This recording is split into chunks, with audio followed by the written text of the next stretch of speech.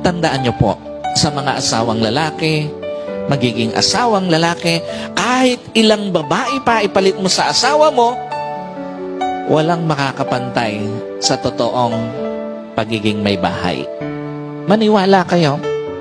Alam niyo po, hindi man perpekto ang paghawak ng asawang babae sa pera ng pamilya, pero hindi kayang pantayan ng ibang babae ang malasakit sa pera ng pamilya.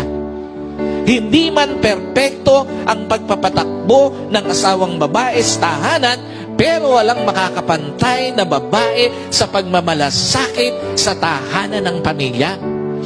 At hindi man perpekto ang pakikitungo ng asawang babae sa kanyang asawa, pero hindi mapapantayan ng ibang babae ang malasakit nito sa kanyang asawa.